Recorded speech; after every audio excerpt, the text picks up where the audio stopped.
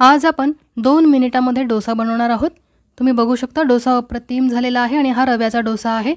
रव्यापासून तुम्ही शिरा बनवला असेल, त्याचबरोबर उपमा आणि खीर सुद्धा बनवली असेल, पण या पद्धतीने तुम्ही डोसा नक्की करून बघा। रव्याचा डोसा अप्रतिम होतो, त्याचबरोबर खायला सुद्धा खूप चविष्ट लागतो।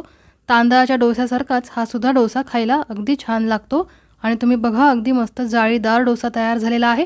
नमस्कार, मी अश्विनी आपल्या चॅनलमध्ये तुमचे मनापासून खूप खूप स्वागत करते। मस्त जाळीदार डोसा 2 मिनिटांमध्ये आपण करणार आहोत, तोही रव्याचा। चला तर मग रेसिपीला सुरुवात करूया।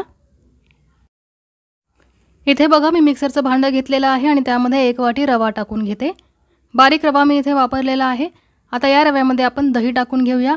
दही मी याच्यामध्ये अर्धी वाटी टाकते आहे। हे दही जास्त आंबट नाहीये। आता याच्यामध्ये आपण अर्धी वाटी पाणी सुद्धा टाकूया। आता याच्यामध्येच मी चवीनुसार मीठ सुद्धा टाकणार आहे आणि अगदी चिमूटभर साखर टाकणार आहे। दही जर जास्त आंबट असेल तर तुम्ही थोडीशी जास्त साखर टाका, पण मी जास्त आंबट दही घेतलेलं नाही म्हणून अगदी चिमूटभर साखर टाकलेली आहे। आता अगदी थोडा वेळ आपण हे फिरवून घेऊया। दही आणि रवा मिक्स होईल इथपर्यंत आपल्याला फिरवून घ्यायचं आहे आणि तुम्ही बघू शकता डोस्याचं बॅटर तयार झालेलं आहे। हे आता आपण एका भांड्यामध्ये काढून घेऊया। मिक्सरच्या भांड्यात पाणी टाकून मिक्सरचं भांडं धुवून थोडंसं पाणी सुद्धा मी याच्यामध्ये ॲड करणार आहे, कारण फार घट्ट अशी कन्सिस्टन्सी नको आहे आपल्याला, थोडीशी पातळच पाहिजे। आपण तांदळाचा डोसा जसा बनवतो ना तशीच कन्सिस्टन्सी आपल्याला या पिठाचीही हवी आहे। आता याच्यामध्ये मी चिमूटभर सोडा सुद्धा टाकलेला आहे। हाफ टीस्पून खाण्याचा सोडा आपण टाकलेला आहे, तो छानसा मिक्स करूया आणि आता याचे डोसे बनवायला घेऊया। 2च मिनिटे फक्त हे पीठ आपण भिजू द्यायचं की लगेचच डोसे बनवायचे। अगदी झटपट होतात हे डोसे आणि तुम्ही कन्सिस्टन्सी बघू शकता अशी पाहिजे आहे आपल्याला, जास्त घट्टही नको आणि खूप पातळही नको। आता आपण डोसा तव्यावरती टाकून घेऊया। बरेच जण म्हणतात की रव्याचा डोसा आम्ही केला ना की तो नीट होतच नाही। त्याचं कारण असं आहे की तुम्ही खूप जाडसर रवा वापरत असाल। डोस्यासाठी आपण बारीक रवा वापरायचा आणि जर तुमच्याकडे जाड रवा असेल ना तर आधी मिक्सरच्या भांड्यामध्ये रवा फिरवून घ्यायचा, नंतर त्याच्यामध्ये दही टाकायचं, बाकीचं साहित्य टाकायचं, कारण आधी रवा बारीक करून घेतल्यावरच आपण त्याच्यामध्ये सगळं टाकलं ना की रवा अगदी छान बारीक होतो आणि त्याचे डोसेही अगदी मस्त होतात। आणि बारीक रवा असेल तर असं काही करायची गरज नाही आहे।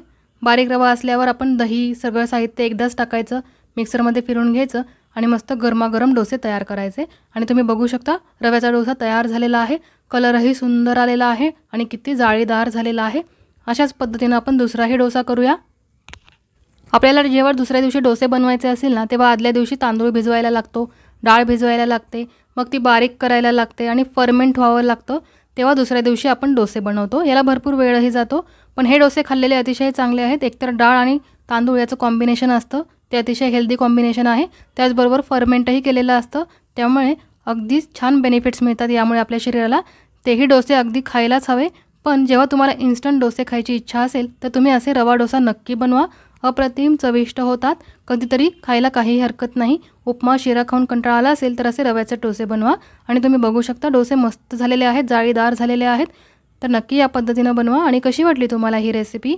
तुम्हाला जर आजची आपली ही रवा डोस्याची रेसिपी आवडली असेल तर व्हिडिओला नक्की लाईक करा, शेअर करा आणि चॅनलला सबस्क्राईब करायला बिलकुल विसरू नका। मस्त रेसिपी घेऊन मी पुन्हा येईन।